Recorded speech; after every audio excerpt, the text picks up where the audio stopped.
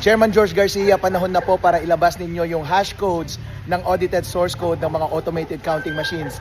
Meron na pong agam-agam ang taong bayan na baka merong nakatanim na daya doon mismo sa source code ng makina.